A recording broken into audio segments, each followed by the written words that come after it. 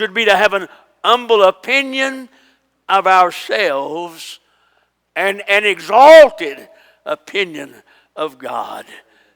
Jesus said, if I be lifted up, I will draw all men unto me. Humility, by the way, is not speaking lowly of yourself. It's not speaking of yourself at all. Old self must die.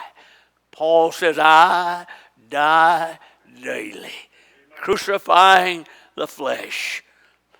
The dominant attitude of our age is one of arrogance and pride. You can see it from the portals of our government to the classrooms of our schools, even into the pulpits of our churches. When ego and pride are dominant in our lives, our gate is broken and shattered. Our valley gate, our sense of humility before God, is in need of repair. And God wants to build in us an humble dependence upon Him and His infinite resources. A fellow said to me one time, he said, are you an independent Baptist? I said, oh no. I'm probably one of the most dependent Baptists you ever met. I depend upon God for everything. And everything God has given, He supplied it through people just like you. For all these years, He never fails. Paul said, I can do all things, how? Through Christ, which strengthens me. Paul says, put on the whole armor of God that you might be strong in the power of His might. He's never told us to be strong in ourselves.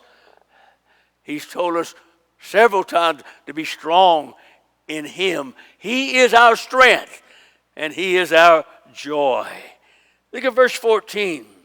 And note the Dung Gate. He built it. He set up the doors thereof, and the locks thereof, and the bars thereof. The Dung Gate. This gate was used to dispose the city's garbage. Think about that for a moment. The sanitary disposal of waste materials is essential to the health of any city. Now, obviously, this gate did not have a beautiful name, but it did perform an important service. You say, preacher, how is that symbolic? How does that apply to me and my need? Our lives need a gate for the disposal of garbage and rubbish that pile up in our lives. We need to purify ourselves from everything that contaminates body and spirit, perfecting holiness and reverence of God. We need to daily purge ourselves of secret sin and private corruption. The failure to purge our sins will ultimately produce misery and ruin in our lives. How much filth is filtered through our eyes and our ears when we sit for hours watching the television. We all do. And it's not, don't go away and say, preacher preached on television. No, I watch television too. That's why I know about the filth and all that's there many times. You can even see it now in commercials. And they're also injecting it, parents, into your children's cartoons. Pay close attention to what your children are watching. They're filling their minds with corruption and filth. what you see, what you hear, what you read, oftentimes lodges in our mind, distracts us from what we ought to be doing for God. So thank God for the Dung Gate, the outlet of disposal of garbage, of rubbish that pile up in our lives. Then look at verse 15. There's the gate of the fountain here, but the fountain gate. They set up the doors thereof, the locks thereof, the bars thereof, and the wall of the pool of Siloam by the king's garden, unto the stairs that go down from the city of David. The fountain gate. The fountain gate is symbolic of the Holy Spirit, which is the river of life in us, enabling us to obey His will and His word.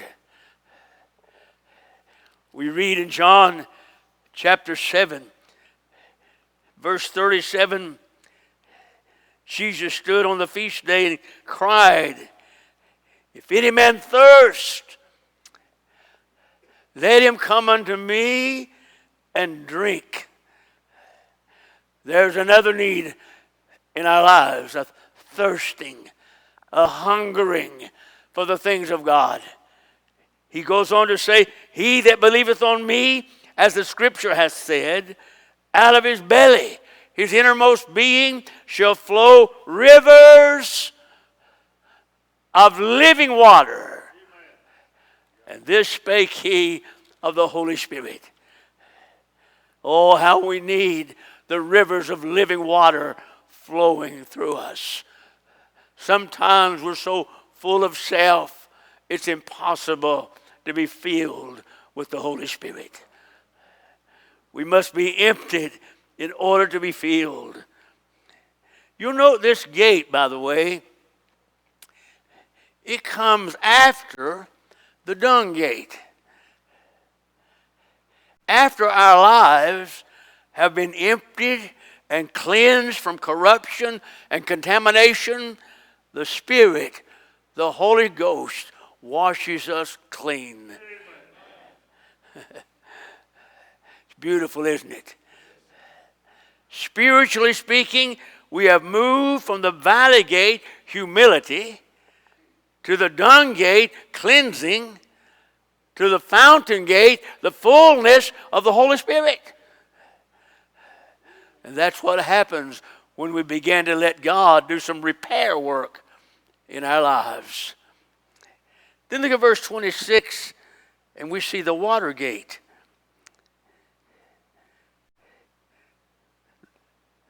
It's toward the east, and the tower that lieth out. The fountain gate reminds us of the Spirit of God, and the water gate reminds us of the Word of God. Now are you clean? Jesus said, through the word which I have spoken unto you.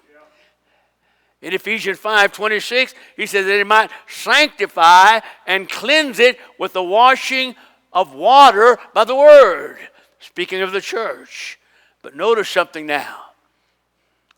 The water gate, there's no mission of being repaired as the others. Why is that? Because the Word of God stands forever and will not fail. It needs no repair. It never breaks down. It doesn't need to be repaired or improved. It's perfect in every way. It's the Word of God. Oh, thank God for the water gate. Then look at verse 28. We come now to the horse gate. The horse gate repaired the priest, everyone over against his house.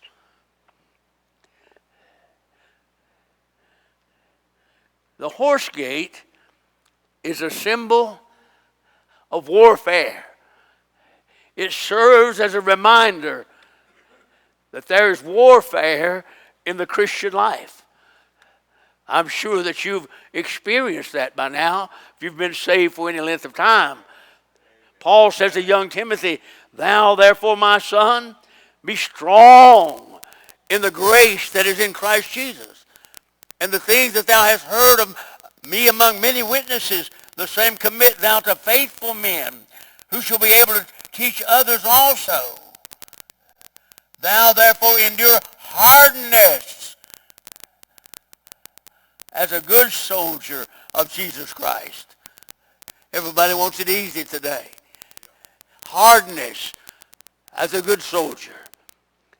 Now watch this. "No man that warreth entangle himself with the affairs of this life, that he may please him who hath chosen him to be a soldier." No man that warreth. It speaks of warfare. And we as Christians are in a battle. We're in continual warfare with the flesh, the devil, the world. Notice it says that he'll not entangle himself with anything else. The only thing I belong to, Pastor, as far as putting my name on something as a member, is this church. I don't belong to the moose, the goose, the baboos, or none of the others.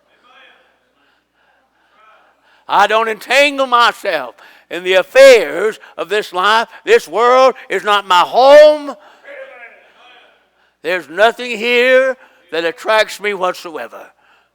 My life belongs to God. And my allegiance is to his church, his local assembly, as long as I'm here. Thank God for a good church and a loving pastor. Bible Baptist ought to stood on that and give him a standing ovation. You know how much he loves you and how much he cares for you and how much he does for you. I'm going to chastise you a little here. Don't ever take him for granted. Churches are guilty of that. You see, life is a battle. And each one of us is a soldier in the mighty struggle against evil. And it's a war without end while here on earth. The war that never ceases. That's why Paul says, put on the whole armor of God, that you may be able to stand against the wiles of the devil. For we wrestle not against flesh and blood, but against principalities, against powers, against the rulers of the darkness of this world, against spiritual wickedness in high places. Wherefore, take unto you the whole armor of God, that you may be able to withstand in the evil day, and having done all, to stand. Stand, therefore. We're in a battle. But then come to verse 29, and we see the east gate. The keeper of the east gate. After him repaired Hananiah. After him repaired Methuselah over against the chamber. The east gate is also known as the Golden Gate. If you've been to Israel, as I have on many occasions, you've seen this gate. You've seen all these gates, but you may remember this one more. Tradition says that Jesus entered the temple on Palm Sunday through this gate. In the 16th century, the Turks sealed the gate with blocks. Jewish and Christian tradition both connect the Golden Gate with the coming of the Messiah to Jerusalem. Muslims also associate it with a future judgment. I'll not have you turn there, but you can read in Ezekiel chapter 10 and chapter 43 how that Ezekiel saw the glory of the Lord depart from the temple at the east gate And the Lord will return to the city of Jerusalem in the same way.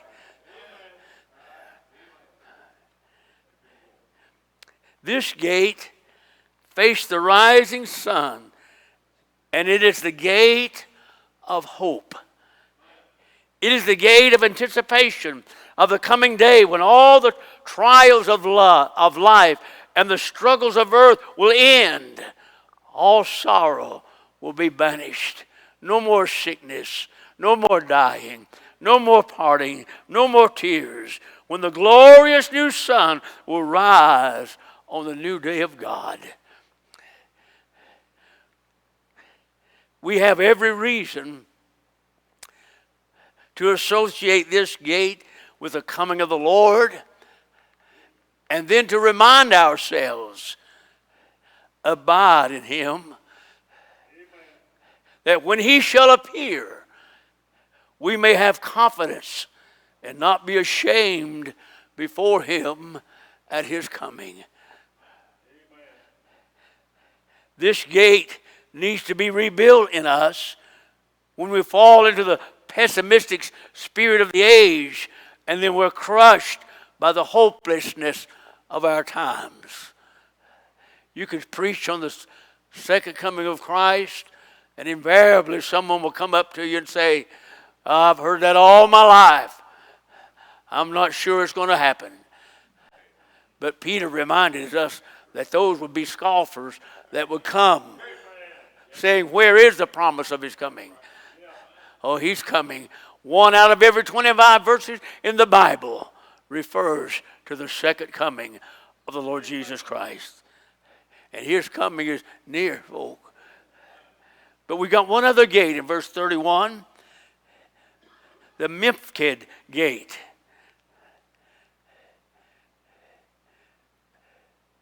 It says, they repaired, after him repaired Malchiah the goldsmith's son unto the place of the Nethemims and of the merchants over against the gate Mithkid, and to the going up of the corner. This gate is also known as the inspection gate. The Hebrew word has a military connotation that refers to the mustering of troops for numbering and inspection.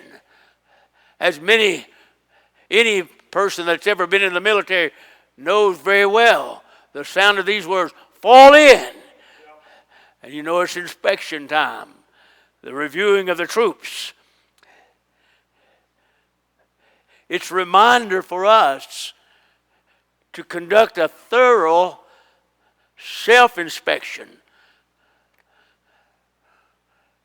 We need to ask God to sift our consciences, to remove the buildup of toxic sins and false attitudes and bad habits in our lives.